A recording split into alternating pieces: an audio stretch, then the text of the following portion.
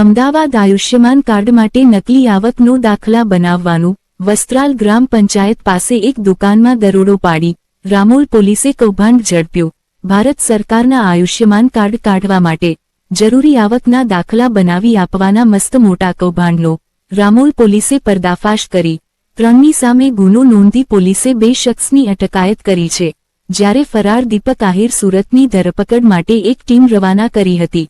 Ayushman card માટે નકલી આવકના દાખલા બનાવવાનું પકડવામાં આવેલ કૌભાંડને લઈને અમદાવાદ ઝોન 5 ડીસીપી શ્રી જીતેન્દ્ર અગ્રવાલે મીડિયા મિત્રોને સંબોધન કરતા શું કહ્યું, જુઓ આ તેજ નેત્ર ન્યૂઝના રિપોર્ટર કિરીટ રાઠોડનો ખાસ અહેવાલ।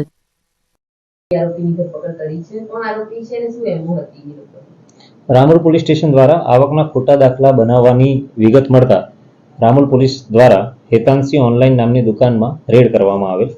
રેડમાં કુલ 20 જેટલા આવકના દાખલા મળી આવેલા હતા, તેમજ ઘટના સ્થળે આરોપી ધીરજ રાજપૂતની ધરપકડ કરી પૂછપરછ કરતા બીજા 2 આરોપીઓનું પણ ઇન્વોલ્વમેન્ટ જાણવા મળેલ, જેમાં આરોપી નંબર 2 કિશોર પ્રજાપતિ તેમજ આરોપી નંબર 3 દીપક આહિર વિરુદ્ધ કાયદેસરની કાર્યવાહી કરી ગુનો દાખલ કરવામાં આવેલા છે।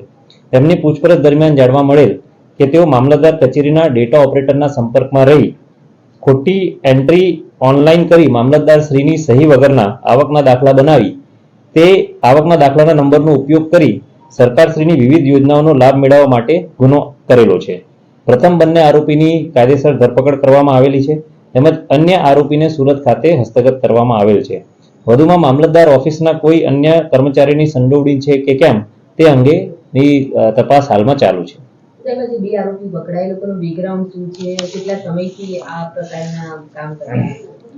હાલમાં અમને આરોપીઓ જે છે તે ઓનલાઈન પોતાની ઓફિસ ચલાવે છે અને તેઓ પાસેથી 2024 અને 25ના અમને દાખલા મળી આવે છે।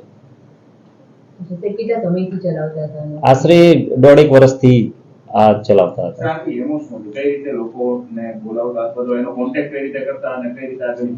જે લોકોને અત્યારે પ્રાથમિક તપાસની અંદર તો જે લોકોને આયુષ્યમાન કાર્ડ કઢાવવું હોય તો એમને આવક 4 લાખ કરતા નીચે દેખાડવી હોય તેવા આમનો સંપર્ક કરતા તો એમના ડોક્યુમેન્ટેશન જે તે ઓપરેટરને મોકલી આપતા, જે ઓનલાઈન એન્ટ્રી કરી સહી સિક્કા વગરના આવકના દાખલા આ લોકોને કાઢી આપતા હતા।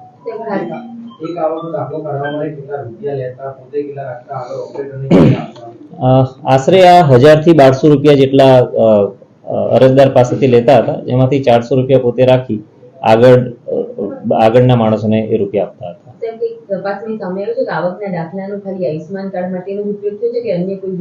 જે બાબતની અત્યારે આપણે તપાસ હાલમાં ચાલુ છે, જે તપાસ કરીએથી આગળ જાણકારી મળશે।